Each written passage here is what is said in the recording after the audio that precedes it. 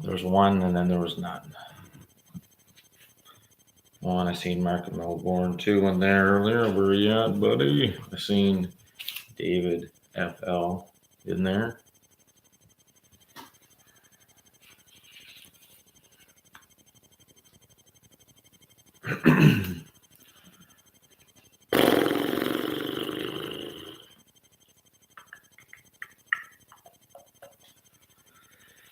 He that peeth against a wall, he that peeth against a wall. I used pisseth, and I think that's why it wouldn't load up. It just kept on circling. 1 Samuel chapter 25. It's a very interesting story of David.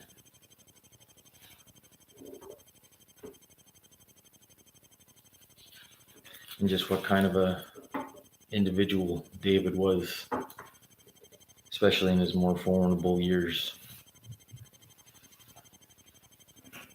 Because there was a time when David he got injured in battle. He almost got killed, and they said, "We're not gonna have you go out anymore."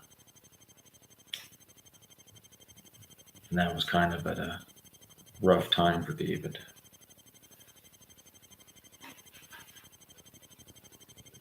So Samuel 25.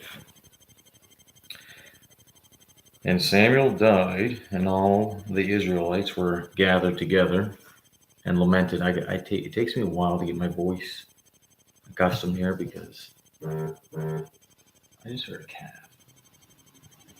It's scary. It takes me a while to get my voice accustomed because of the freaking phone. Telegram going off all the time. So getting my voice measured because I'm in this room and the kids are above me. Everybody's sleeping. It's 11:39. So I can't talk super loud, but my voice carries. So I have a hard time gauging the sound of my voice and not talking too loud. Because I can talk loud, but it's loud. So, and Samuel died, and all the Israelites were gathered together and lamented him and buried him in the house at Ramah. And David arose and went down to the wilderness of Paran. And there was a man in Maon whose possessions were in Carmel. And the man was very great, and he had 3,000 sheep and 1,000 goats. And he was shearing his sheep in Carmel. Now the name of the man was Nabal, and the name of his wife Abigail. And she was a woman of good understanding and of a beautiful countenance.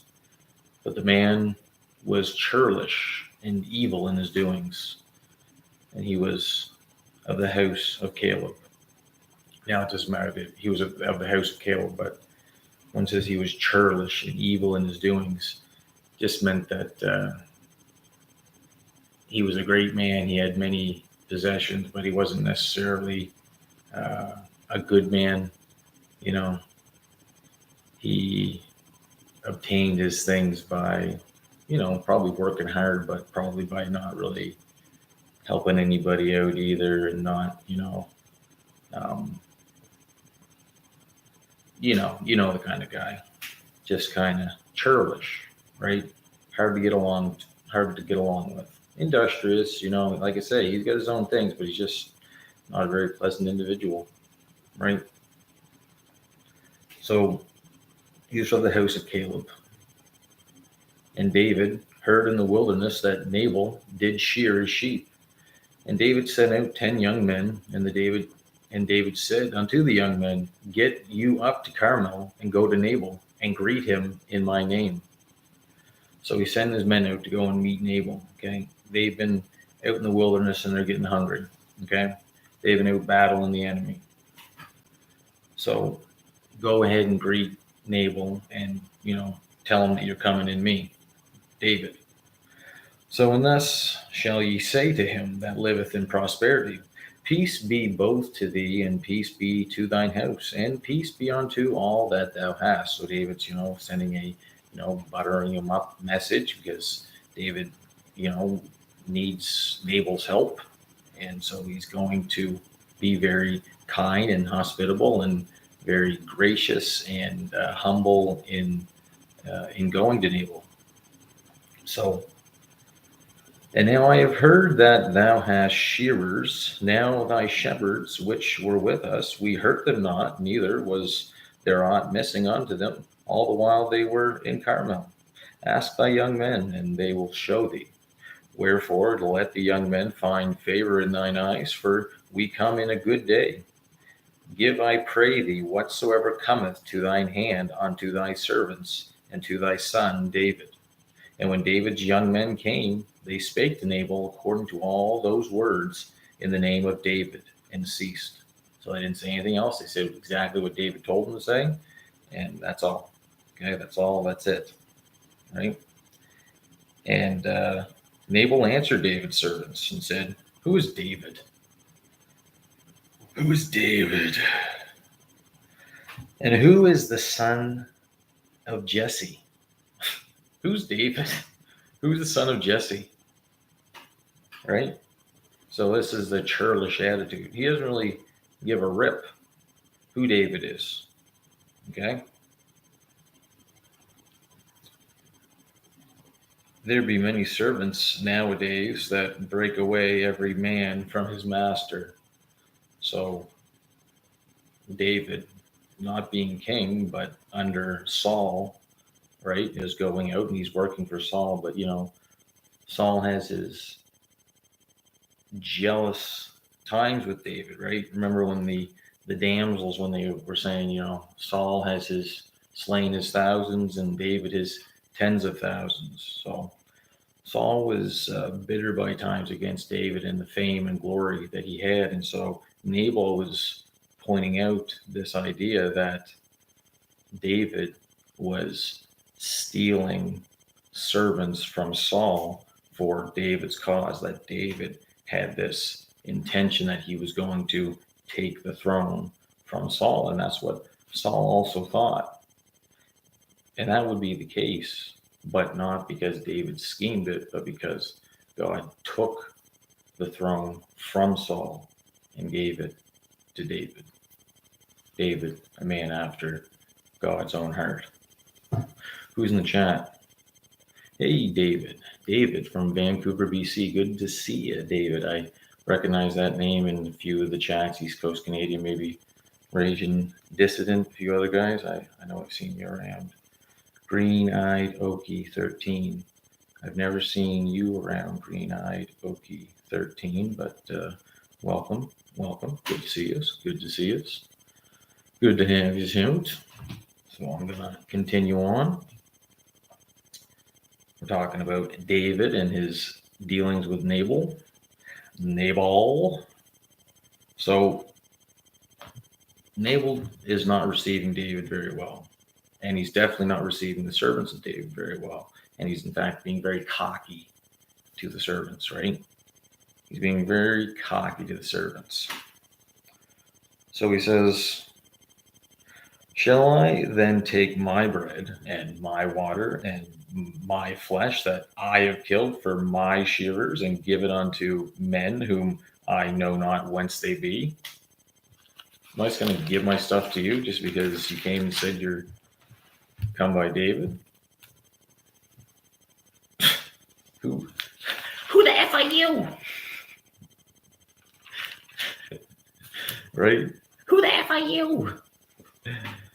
So David's young men turned their way, right? They didn't move back or nothing like that. They turned their way and went again and came and told him all those things. Because if they would have responded to Nabal with any words other than what David told them, David would be very upset with them. Because David's shown that in his character time and time again. There was the two young men that snuck into, whose house was that? Can't remember. He was king, and they cut his head off in his bedchamber and then took it to David. And when they took it to David, David was like, yo, Benaiah, kill these two, right? And they killed them then and there, right? Just like the young men that came from the, was it the Amalekites? And he said to David that Saul has been killed, and he asked me to, drive his sword into him. And David said, you put your hand on God's anointed? And he's like, yo, Benaiah, shoot this piece of shit, right? Friggin' cuts him down right then and there. And that's what kind of guy David is. So he's not to be messed around with. So the young men turned away and went again and came and told him all those sayings. And David said unto his men, gird ye on every man his sword. And they girded on every man his sword. And David also girded on his sword. And there went up after David about 400 men, and 200 abode by the stuff. I like in the Bible it says the stuff. But one of the young men told Abigail, Nabal's wife, saying, behold, David sent messengers out of the wilderness to salute our master, and he railed on them. Right? So one of the servants went and told Abigail, was like, hey, David sent servants here to Nabal, our master, and Nabal friggin' gave them the boots and told them to beat it. Right? But the men were very good unto us. Right? Just like David said, we were with the shears. We didn't do anything. We didn't take anything from it. They were in good care. We didn't harm them. Nothing of that nature. Right? But the men were good unto us, and we were not hurt, neither missed we anything, as long as we were conversant with them when we were in the fields. So basically, they let them work away, right? Kept on doing their thing, and we were all good as long as, when they talked to us, that we talked back and didn't make it awkward, right? The Bible's awesome. So they were a wall onto us by night and day. So David's men actually protected them from any marauders or anything that might come along and steal their shearings. So in fact, David was doing them a service. David was going through the land, and like I say, he was fighting enemies and protecting the land. And here he was just going to ask for some provisions from Nabal, and Nabal's not having it. So now, therefore, night and day, all the while we were with them, keeping the sheep. Now, therefore, know and consider what thou wilt do, for evil is determined against our master and against all his household, for he is such a son of Belial that a man cannot speak to him. Right? So the servant's saying, now consider this.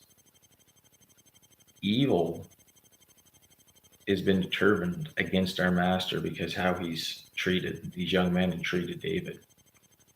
Right? David's a man after God's own heart. And they treated us very well.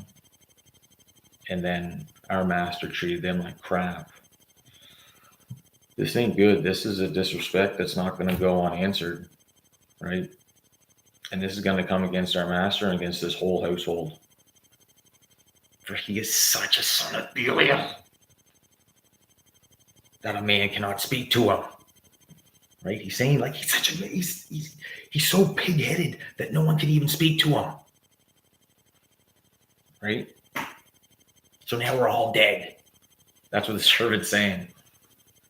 That's what the servant's saying.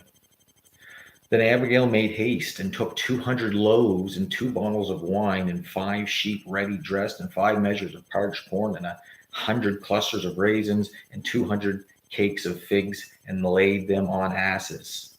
Not literal booty, but, like donkeys, okay? In case you didn't know. And she said unto her servants, go on before me. Behold, I come after you. But she told not her husband Nabal. She didn't tell Nabal any of this, right? She was going behind Nabal's back, hoping to spare Nabal what was coming. Okay, so this woman is, in hindsight, thinking, this is what she said, she was beautiful in her countenance, but she was of great wisdom, right? Understanding. So, and it was so, as she rode on the ass, that she came down by the cover of the hill, right? So she went like specifically a certain way so that she would be hidden, right, from any view of Nabal or any of the servants, lest they tell on her. And behold, David and his men came down against her, and she met them. Not that they literally came against her, but it's like she's coming this way and they're coming that way. So they met her. So they came like against her, right? I know that's nothing like difficult, but some people would get confused by something like that, right? It's not that confusing. Just gotta read it and understand what it's talking about. Get the visual, understand the words, right? Now David had said, surely in vain have I kept all that this fellow hath in the wilderness, so that nothing was missed of all that pertained unto him, and he hath requited me evil for good.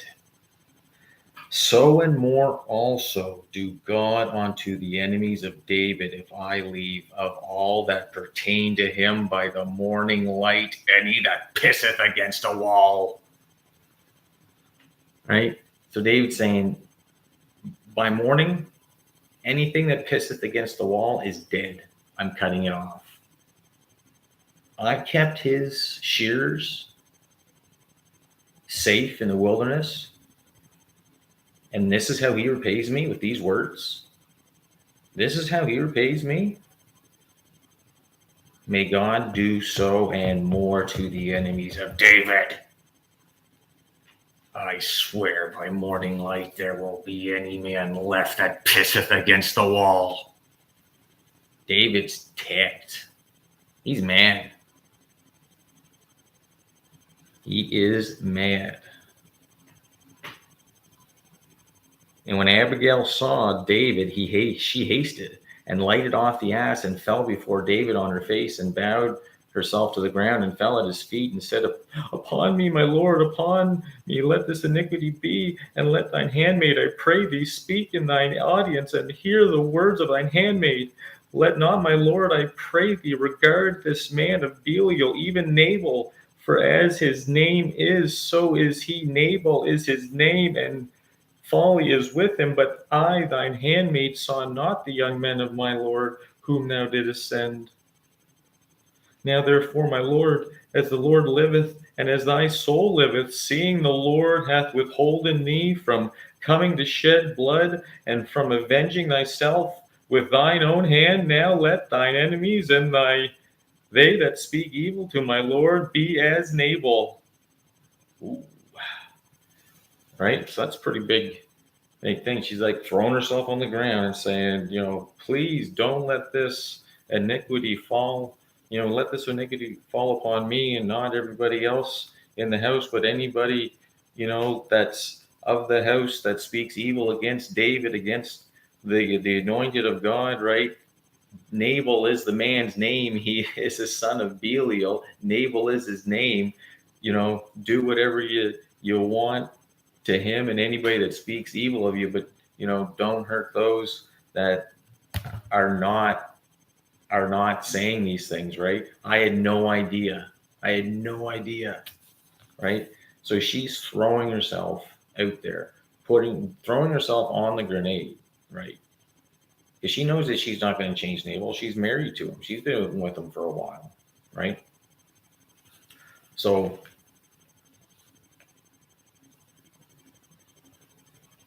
and now this blessing which thine handmaid hath brought unto my Lord, let it even be given unto the young men that follow my Lord. I pray thee, forgive the trespass of thine handmaid, for the Lord will certainly make my Lord a sure house, because my Lord fighteth the battles of the Lord, and evil hath not been found in thee all thy days. So Nabal is Belial, okay, son of Satan, okay?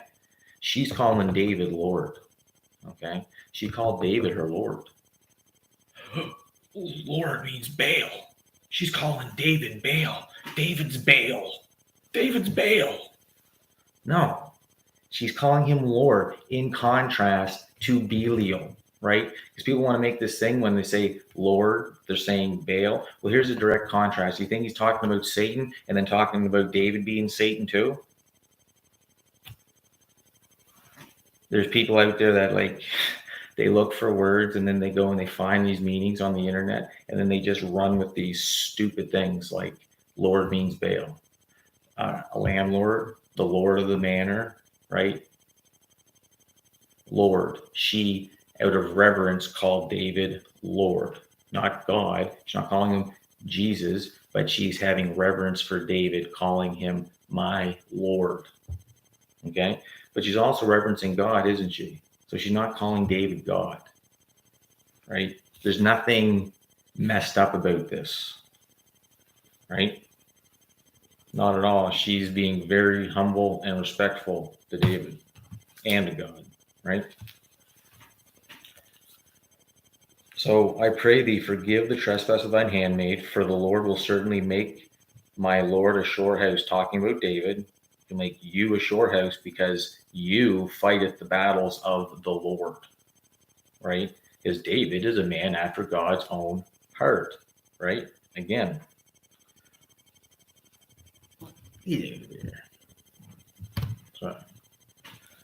So, and evil hath not been found in thee all thy days. Evil hath not been found in thee. How could evil be found in David if he was a man after God's own heart, right?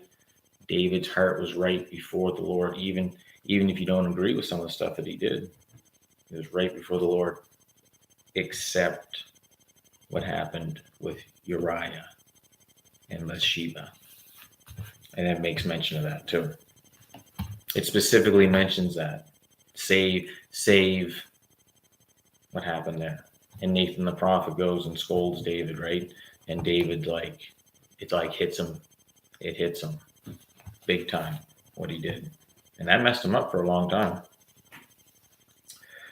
Anyways, so, yet a man is risen to pursue thee and to seek thy soul, but the soul of my Lord shall be bound in the bundle of life with the Lord thy God. David, your soul, right? Yeah, the soul of David shall be bound in the bundle of life with the Lord thy God, and the souls of thine enemies, them shall he sling out as out of the middle of a sling, right? David in the sling. And David is a picture, right, of Christ, because Christ is from the seed of David, and the throne of David will be forever, and Jesus Christ will one day rule from that throne. Okay? And it shall come to pass, when the Lord shall have done to my Lord according to all the good that he hath spoken concerning me, and shall have appointed thee ruler over Israel, right? So she's saying, you're going to be appointed ruler over Israel. You're going to be king one day. That this shall be no grief unto thee, nor offense of heart unto my Lord, either that thou hast shed blood causeless, or that my Lord hath avenged himself. But when the Lord shall have dealt well with my Lord, David, then remember thine handmaid, right? So when God blesses you and gives you the kingdom, remember me, she says. Remember my pretty face. Remember my wisdom and understanding. Okay? And David said to Abigail, blessed be the Lord God of Israel, which sent thee this day to meet thee. Right? Blessed be the Lord God of Israel. Right? And blessed be thy advice. And blessed be thou, which hast kept me this day from coming to shed blood. I was just getting ready to come and slaughter you guys. Right? Shoot. And from avenging myself with mine own hand. For in very deed, for in very deed, as the Lord God of Israel liveth, which hath kept me back from hurting thee, except thou hadst hasted and come to meet me, surely there had not been unto Nabal by the morning light any that pisseth against the wall. So David's like, for very deed, as the Lord God of Israel liveth, which hath kept me back from hurting thee, except thou hast hasted and come to meet me, surely there had not been left unto Nabal by the morning light any that pisseth against the wall? No. So David received of her hand that which she had brought him, and said unto her, Go up in peace to thine house. See, I have hearkened to thy voice, and have accepted thy person. And Abigail came to Nabal, and behold, he held a feast in his house, like the feast of a king. And Nabal's heart was merry with him, for he was very drunken. Wherefore she told him nothing, less or more, until the morning light. So he's back, and he's having a feast, and he's getting hammered drunk after he, I told those servants of David that thing, you get the heck out of here, you bastards. You're not getting any of my meat. Right? So he's having a big party. He's pretty happy with himself and everything. So she didn't tell him that night. She waited till he was well drunk, passed out, and hung over the next day. So, but it came to pass in the morning, when the wine was gone out of Nabal, and his wife had told him these things, that his heart died within him, and he became as a stone. So in the morning, he's like waking up, and she's like, I gave David 4 fresh goats, 300 loaves of bread, and so many things of wine. And now he's not gonna kill you. And at that very point, Nabal's like, because he was so thrilled with himself, and his wife, who he had under his thumb, went behind his back and did all this. So he was like, he was just flatlined. He was flatlined. He became as a stone. And it came to pass about 10 days after that the Lord smote Nabal, that he died. So that very thing, it killed him. It killed him, and then God literally killed him. It's quite something, right? And that's the thing. You say, well, how did he die from that? It's like, well, no, it says that God killed him, right? And it came to pass about 10 days after that the Lord smote Nabal, that he died. So he got really depressed, and then the Lord smote him 10 days after, and he died. So he just like went downhill really quickly. It's a really crazy story. It's really crazy story when you think about it.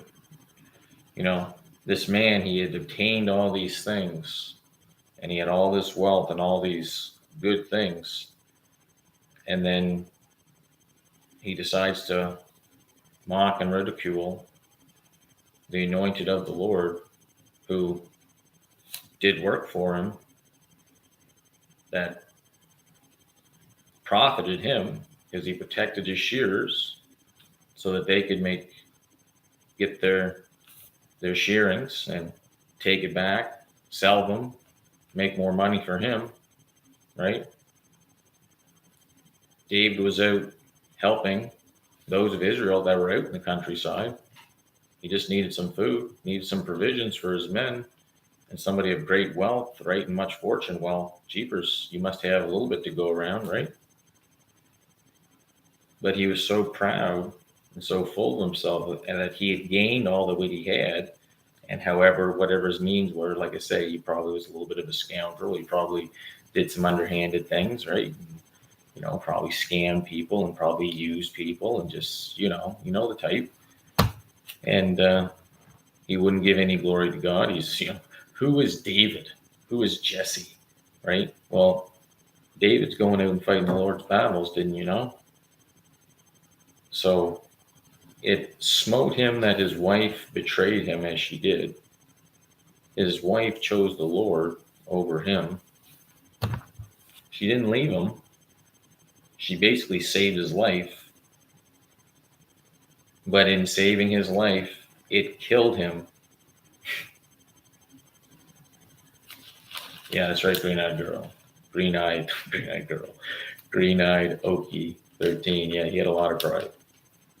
And his pride led to his destruction.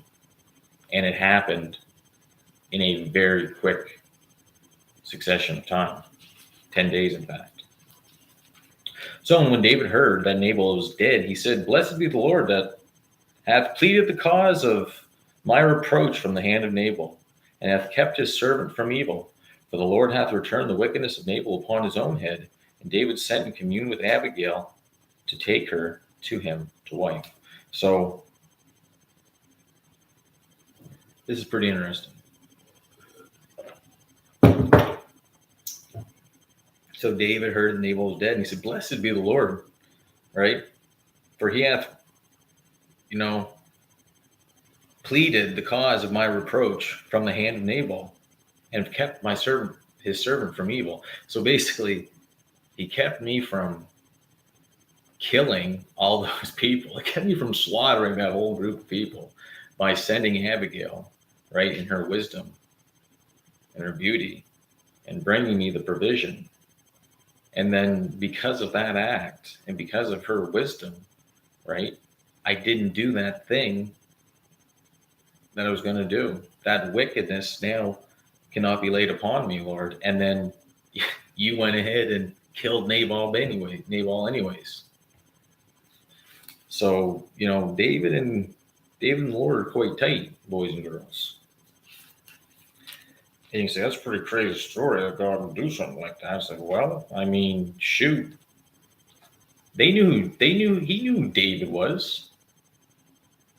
Because the reason why he ridiculed him, the reason why he, said, who is David? Who is Jesse? Right? And then he said, what? This is just some dude that's out trying to steal his master's servants. What do I owe to him? I've gotten all this myself. Right? So he's not even giving God the credit. I've gotten all this myself. The heck's David? F him. Break him. So David went and took Abigail to wife because it's not against the law either, right? Her husband is dead. So she is free from that marriage, from that contract, and David can now marry her, right? Unlike another situation where he didn't honor a contract, but worked to manipulate a situation so that a husband died so that he could take a wife, that being Bathsheba and Uriah the Hittite. So that's David's folly. And you know what? We've all had our follies, haven't we? Maybe not quite that extreme, but we've all definitely had our follies. So you can't judge David considering how much of his life and what he's done is written in the Bible, right? You can look at something that he did that was horrible, but you look at all these things that he did in the name of the Lord, for the Lord, and the Lord blessed him all of his days, that the man was a good man, that the man was a man after God's own heart, right? God was with him all of his days. And that's the thing is, right? David, he's in every, well, I shouldn't say he's in every man. He's an extraordinary man, right? Dude is a killer, but he is the pinnacle of a friggin' alpha male, right? Like, nobody can stack up to David. David's pretty awesome. And everything that David did was justified by God, even though today you look at all the stuff that he did, people would say, oh, hey, he's a terrible person, right? He literally killed like tens of thousands of people, right? But it says that he was a man after God's own heart. Does that mean that we're to go out and kill tens of thousands of people? No. That's a different time. That's an Old Testament, right? But it doesn't change anything. We're not in the same kind of situation, are we? But if we were in the same kind of situation, right, and God was leading us in the way that he led David, well, then it would all be justified. But we're not living in that time. We're living in a different time. We're living in a different time. And we ain't David. You ain't David, and I'm not David. Right? But have courage like David. Right? Love the Lord your God with all your heart, mind, and your soul like David. Right? And God will bless you. God will lead you. God will give you understanding. God will give you strength. He'll give you courage, right? If you don't have fear, right? What's the opposite of fear? Courage, right? I mean, even to fear, it's good to fear God. It's good to fear danger.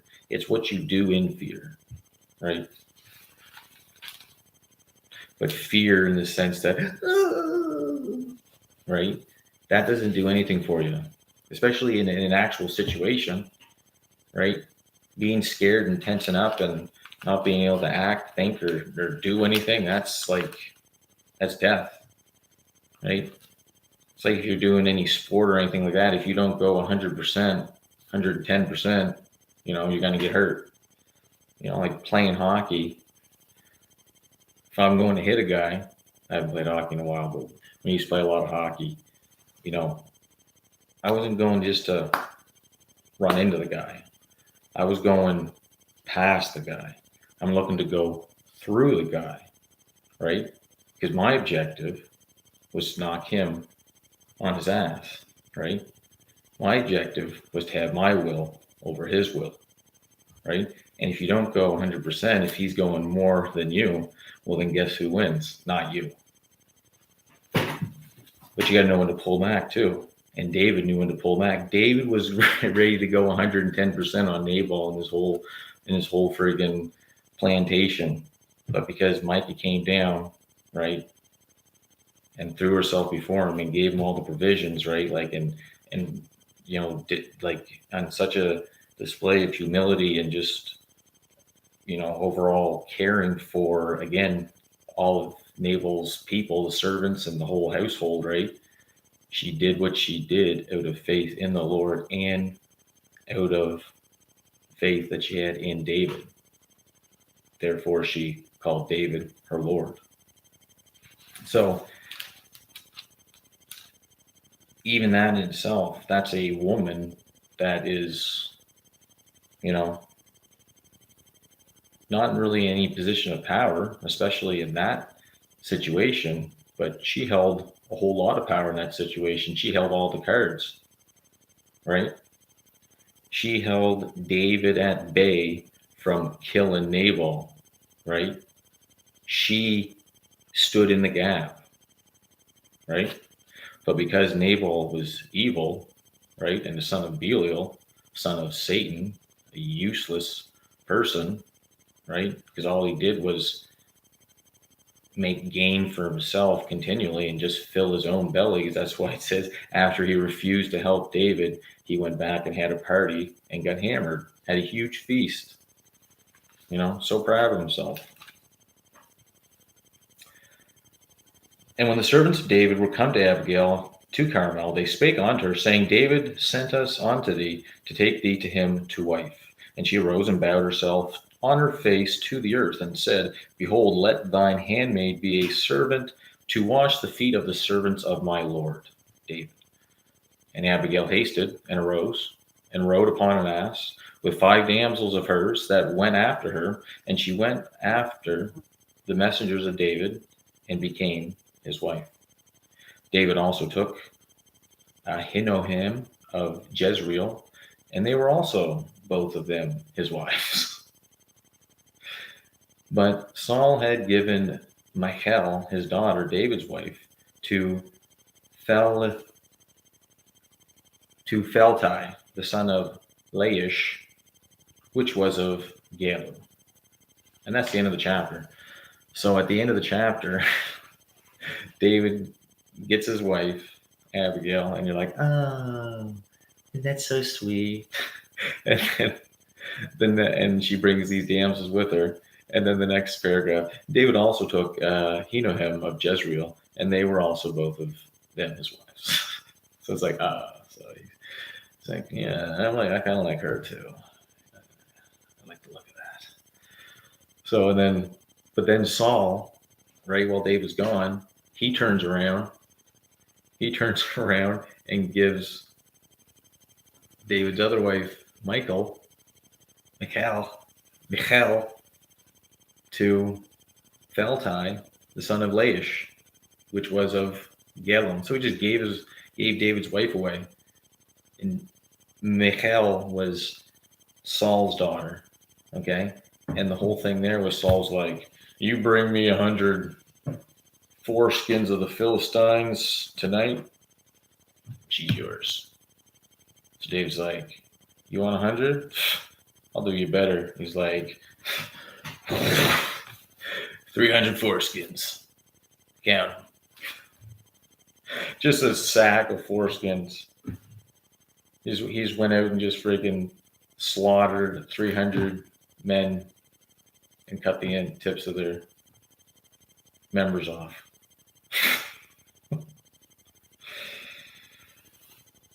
So Saul gave that wife away. His daughter's like, well, he doesn't need her anymore. So that's the end of that chapter. So you wonder what the next chapter will be about, right? Or how that'll come into play down the road. But you know it will.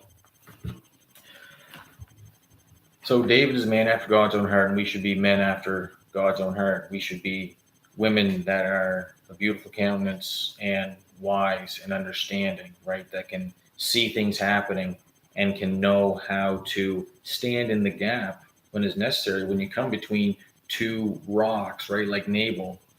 I mean, whatever you want to say about him, he was an industrious man. Again, however he did it, he grinded and he got all he had, right? But ultimately, God gave him what he had, but he didn't acknowledge God in that. And he blasphemed against God by saying what he said, right? And he might have been saying it just to be cocky to the servants, but God's seen it. And God was with David. So he made an example of Nabal, right? Nabal is an example of somebody that you don't want to be. You don't want to be somebody that has done everything on their own, but can't give credit to God, right? You worship the creature more than the creator. A ripoff, that's a good one. Oh. Ooh. Eesh. But I don't even know what I was talking about now. Nabal is an example of somebody that his pride is his undoing. And somebody that is like that can have everything, and they'll have everything, and they'll have everything right up until the point that they don't. And it's all taken from them in one moment, right? In one moment, a person dies, and everything you have is gone. And then you're smack dab in front of the Lord, right? And you say, hey, remember me? Remember when you didn't give me any tithe? Remember when you didn't give me any credit? Right? So don't be like Nabal. A woman, humble, beautiful, willing to put herself at risk, right, to do the right thing because she stands up for what is right and she saves many, right? And there's countless stories of women in the Bible doing stuff like this. And it's like, we just want a strong woman that like kicks men's asses. And it's like, there's strong women in the Bible that were real women, that real women can ascribe to, right? You just got to look in here and find them, right? Because they're all through it. David, right? David is a man that we should strive to be like. Not his bad things, but in everything good that he did. Because everything that he did, again, in his situation, they were fighting their enemies all the time. Totally different situation than we're in at this point, but it could possibly change. And even still, we have to be careful because even David, he admitted, right? It would have been evil for him to have gone and done the thing that he did. He was angry, and God, in God's foresight, sent him Abigail, right, to plead to him so that he would not carry out that action. And when God sends us messages, when he hits us in the gut with something, when we know that we're going down the wrong path, we got to listen. We got to be able to spot those things, what he's telling us, so we can understand, so we don't fall in a ditch to the left or to the right. Because we can think that we're doing a really good thing, or we're doing what's right, or like we're gonna avenge something, or we're gonna take on government, we're gonna take back our country. And I've been in stupid situations where I get like that too, because you get so frustrated with everything that's going on. But we're not going to cut off everything that pisseth against the wall, right, in order to get back what we want, right? We have Abigail pleading in a manner that's reasonable and honorable. And because of that intercession, right, there was a peace that happened.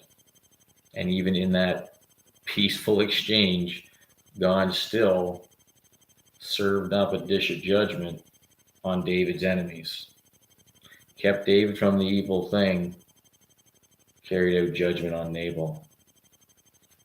So we have to be good in all this, and we can't do what they want us to do. We just flip out, man. That was a bad impression, but I don't care. It seemed like it was the right thing to do. We're not in a position to do that, right? And if we do act out in violence or aggression or anything like that, then that's when the hammer's going to get brought down on everybody. But we have to be, clever as serpents, harmless as doves. Book of Revelation says, here is wisdom, right? Or the patience, the faith of the saints is that he who kills with the sword will be killed with the sword. He that leads into captivity will go into captivity. What does that mean?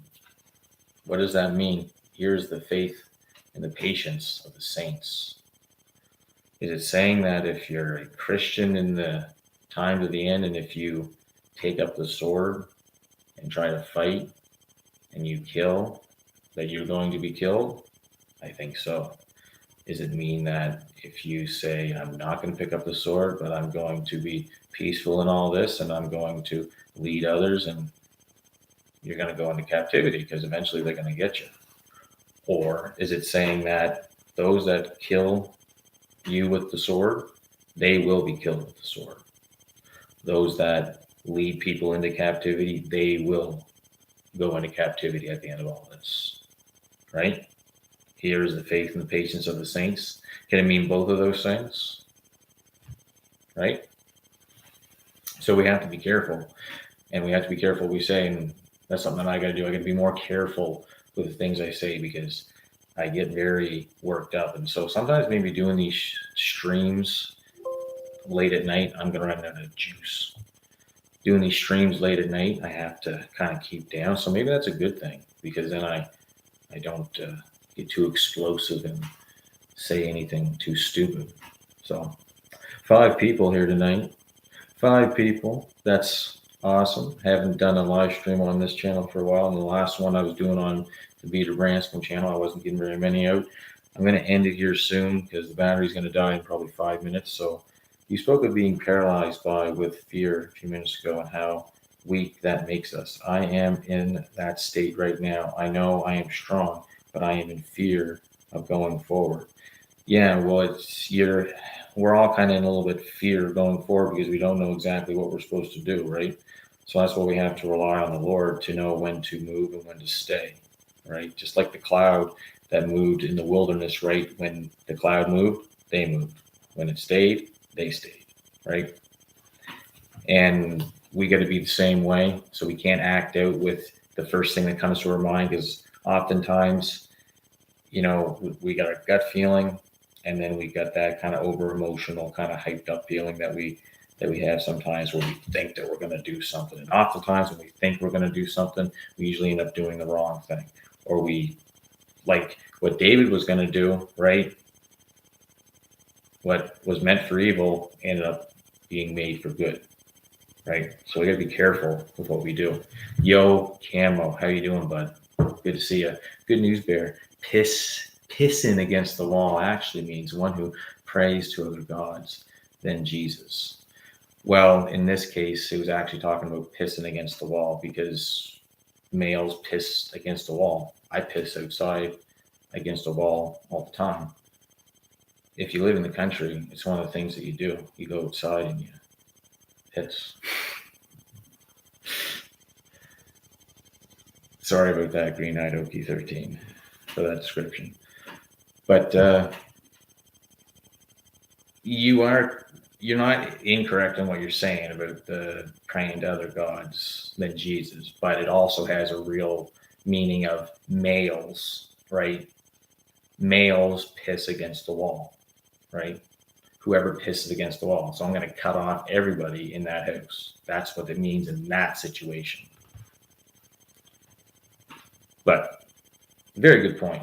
Good news, Bear. And it's good to see you.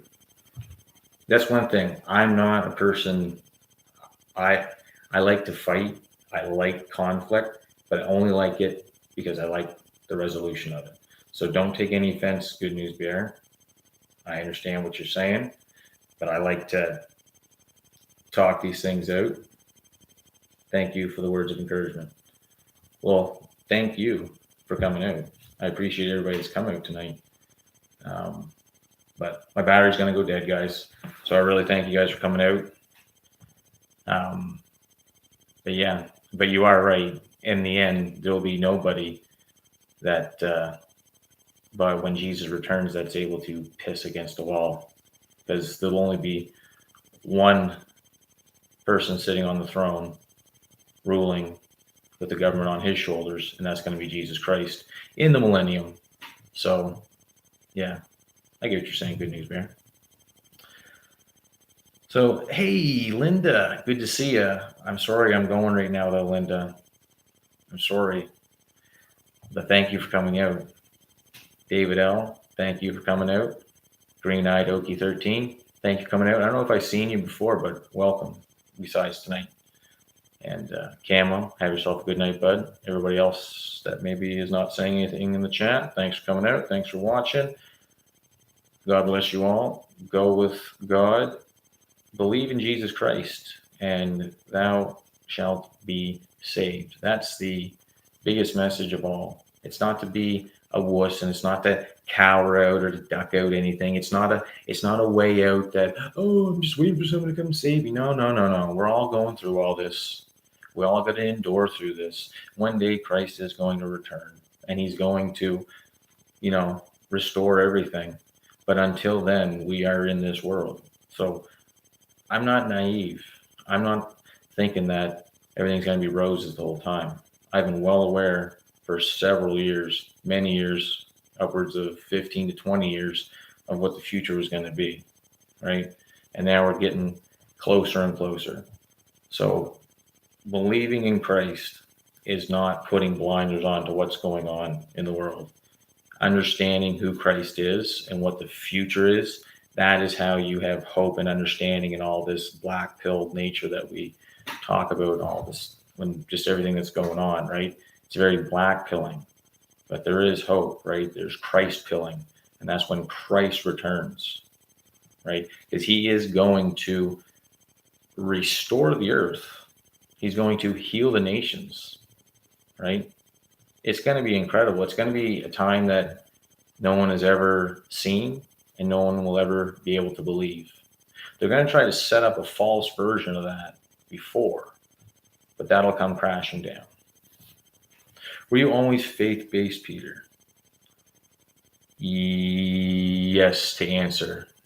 Yeah, definitely.